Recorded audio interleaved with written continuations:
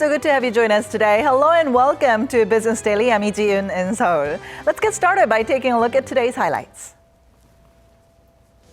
Korea and Mexico, for the first time in 8 years, have agreed to hold working-level talks with the goal of resuming free trade discussions and further expanding economic ties. We'll sit down with an expert to talk about this. With general elections quickly approaching, we take a look at how political parties plan to put a dent in the country's massive household debt pile.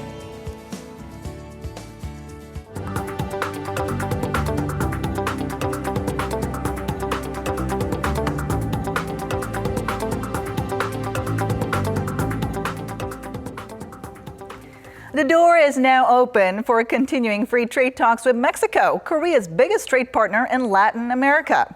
And that wasn't the only big step taken to bolster bilateral relations either, as President Park Geun-hye wrapped up her visit to Mexico. Our presidential office correspondent Song Ji-sun starts us off. It's being hailed as a breakthrough to expedite a long-stalled negotiation process. President Park Geun-hye and Mexican President Enrique Peña Nieto announced the two countries will resume efforts to finally seal a bilateral free trade agreement by holding working-level talks in the fourth quarter of 2016. This comes 8 years after talks came to an abrupt stop following opposition from Mexico's automobile and steel sectors. 멕시코는 우리의 중남미 지역 최대 교역국이지만 양국 간 교역 및 투자를 확대해 나갈 여지는 여전히 매우 크다고 봅니다. 이 실무 협의에서 양국이 윈윈할 수 있는 창의적 방안을 마련하는 등 좋은 결실을 거두기를 기대합니다. The two countries also sealed 34 MOUs to help Korean companies better engage in Mexico's projects, ranging from energy and water management to transportation and infrastructure. A business forum and one-on-one consultations were held on the sidelines to allow Korean business leaders the opportunity to speak with local buyers.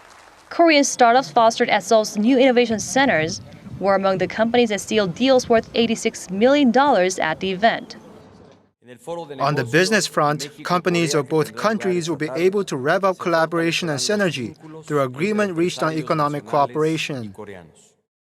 During the country's first summit talks in 12 years, President Park set the base for greater economic cooperation and mutual growth, while also opening the door for Korean companies of all sizes to enter the Americas through Mexico. Song Ji-sun, Business Daily, Mexico City. So what would a free trade agreement with Mexico mean for Korea? Our Kim Min-ji tells us more. Korea and Mexico were set to open talks on resuming free trade negotiations after they were dropped 8 years ago. The deal could represent a breakthrough for Korea's slowing exports. Not only is Mexico the second largest market in Latin America after Brazil, it's also a member of NAFTA and the Trans-Pacific Partnership. Mexico is a very important country for Korea. It's part of multiple free trade deals. Korea can use Mexico as an export hub, which can act as a bridge for Korean companies to expand into American markets. Mexico is Korea's ninth trading partner, and the trade volume between the two countries stood at $14.4 billion last year, up from just $4.2 billion in 2005. Korea's main export items to Mexico so far have been flat-screen displays, steel products, and auto parts. If a deal is reached, Korea is expected to enjoy tariff cuts on exports of automobiles, steel, and electronics. Experts say Mexico also has a growing interest in Korea. Mexico's attitudes on Korea has been changed because they recognize Korea's competitiveness in manufacturing. And in IT industries, of course, we have top-notch technologies, which is recognized by Mexican companies. I was told that Mexico's cell phone service companies are pretty much interested in cooperation with Samsung Electronics and LG Electronics. Mexico also vowed to help Korea join the TPP. The trade pact, which involves the U.S., Japan, Malaysia, Vietnam, and 8 other Pacific Rim countries, accounts for about 40% of the global economy. Korea currently has FTAs with 10 of the 12 TPP countries, with the exception of Japan and Mexico. Kim Min-ji, Business Daily. So President Park Geun-hye wrapped up her visit to Washington, D.C. for the fourth and final Nuclear Security Summit, as well as her trip to Mexico for summit talks. And to tell us more about these visits and what we can look forward to from here on out, Professor Yang Jun-suk from the Catholic University of Korea joins us in the studio today. So good to see you, Professor. Happy to be here. All right, so since last year, President Park has been focusing a lot on boosting economic ties with Latin American nations. So is Korea perhaps looking for new opportunities in a new region amid faltering exports? Well, I think it's more accurate to say that we're trying to regain the region. Now, Korea signed its first FTA with Chile in 2000, and it was implemented in 2004. And Korea's exports to Latin America as a share of total Korean imports rose until about 2008. Okay. And then from 2008, it's been shrinking. So even though we signed an FTA with Peru and implemented it, we did complete negotiations of FTA with Colombia. I think we want to sort of regain that share that we lost, since right now Korea is looking for every export that it can get. In addition, the three crown jewels of the Latin American economy, the largest economy is Brazil, Argentina, and Mexico, and Korea has not signed FTA with any of those three economies. Now, with Argentina and Brazil, they belong to a economic cooperation group called Mercosur, and Korea had been studying FTA with Mercosur for a while, but it hasn't gone that far. And with Mexico, I think there's a good chance that Korea can sign an FTA, so that's why we're trying so hard to have closer economic relationship with them. I know President Park has been making a lot of efforts in the past year, especially with the Latin American nations. So do you think some of those efforts paid off in the past year? Well, when President Park visited the Latin American countries in 2015, she visited 4 countries, Chile and Peru, with whom we already have an FTA, and Colombia. We finished negotiating, but the implementation process has been delayed because Colombia's constitutional court is looking at the provisions of the FTA. And sadly, President Park has not been able to hurry their constitutional court.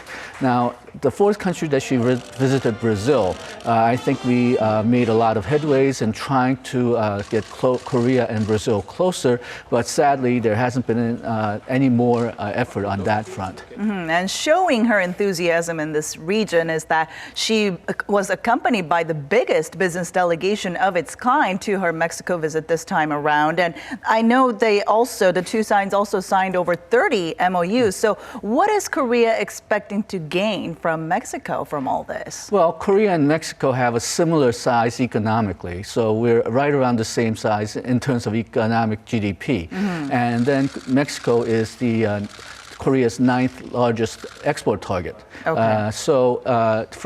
At least for the region, they're our biggest trading partner. Also, because they're part of NAFTA and because they're part of Latin America, traditionally we thought of Mexico as a sort of a beachhead to exploring the Latin American market as well as the North American market, US and Canada. And they're also major oil producers. So in many ways, I think Mexico is a very good match for the United States, but because of their history, they tend to be very suspicious and very slow in opening their markets, opening to globalization. So I think much more effort is needed by both sides if they want to make stronger Korean-Mexican economic relationship work. And of course, the big news coming out of her visit is that Korea and Mexico have agreed to resume talks over an FTA in 8 years, right? Yeah. So, and this is expected to resume later this year. So how did this come about? And also, what can we expect from a resumed FTA talk? Well, Mexico and Korea had been negotiating an FTA, but around 2008, because of a large resistance from their automobile sector, as well as changing government at the time, they just stopped FTA negotiations or what they call CECA negotiations, not just with Korea, but with everybody. And they've been trying to restart it periodically since then, but it faced a lot of difficulties because, well, they have a lot of internal domestic problems, very strong protectionist forces, and somewhat weak domestic central government. So those problems, political problems, have also been delaying the cooperation between Korea and Mexico. But I think what's different now is that because they Mexico was part of NAFTA, so they were part of TPP, and the TPP negotiations are finished, so maybe they're more open to renegotiating FTAs now. And talking about TPP, the two sides also agree to discuss Mexico's support for Korea if it gets to join the TPP. Can you tell us more about that? Okay, well, for Korea, we've signed FTAs with every country in the TPP except Japan and Mexico. Oh, okay. And as I mentioned before, Mexico has a similar size to Korea. So within the context of TPP, they can be major players. And as I said, there's only two countries which haven't signed FTAs with Korea already. So if Mexico can back Korea's entrance into TPP, I think that'll be a big help. All right. Well, I guess President Park also discussed in many ways to expand ties with Mexico, especially in areas of ICT, infrastructure, and also energy. So what are some other fields that Korea should focus on expanding ties with Mexico aside from these areas? Okay, well, they've signed a lot of technical MOUs, which I think are going to be very useful. One is technical standards MOU, so they can agree on what kind of technical standards that we can use, and that would really speed up the customs clearance efforts between the two countries.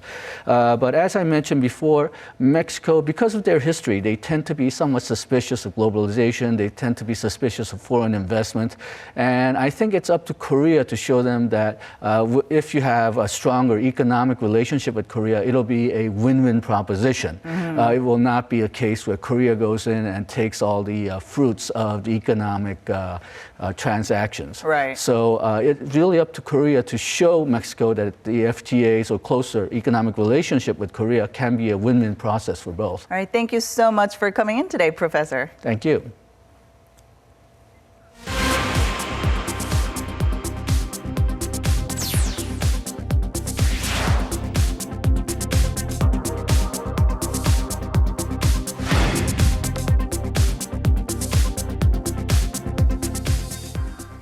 Korea's government debt last year stood at roughly $510 billion, up around $50 billion from 2014. The finance ministry says the sovereign debt to GDP ratio also went up 2 percentage points in 2015 from a year earlier to 37.9%. The figure stood at 31% in 2010, and with its current pace of growth, the ratio is widely forecast to top 40% this year.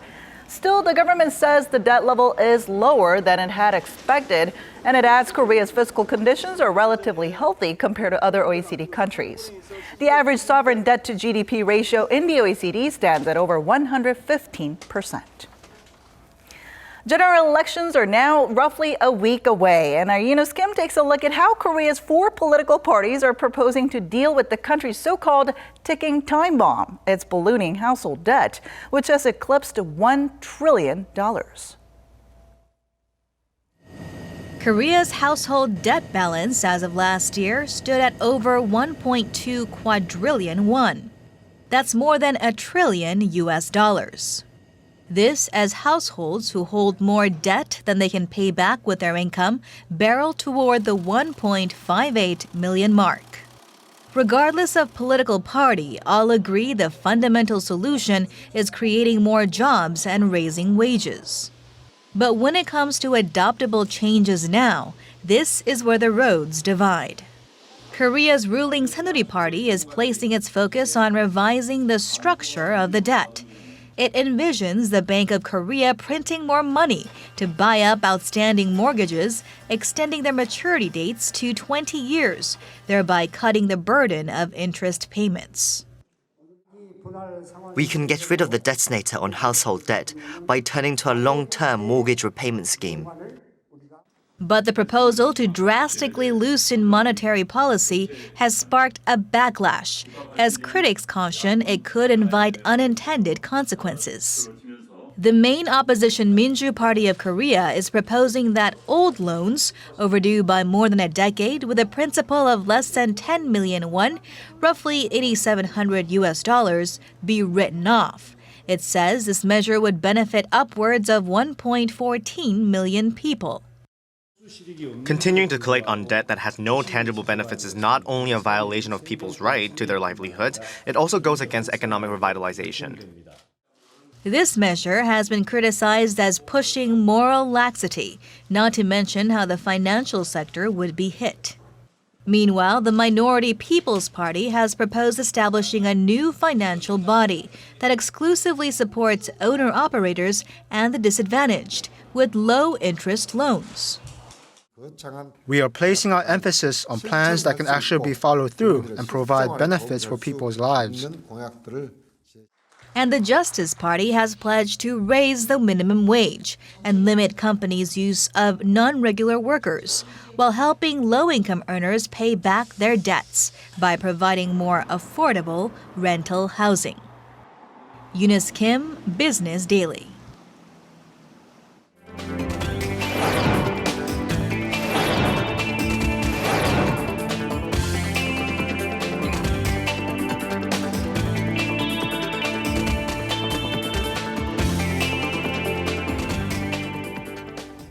And that wraps it up for today. Thanks for watching, and we'll be back tomorrow at the same time, same place for your Business Daily. Until then, goodbye.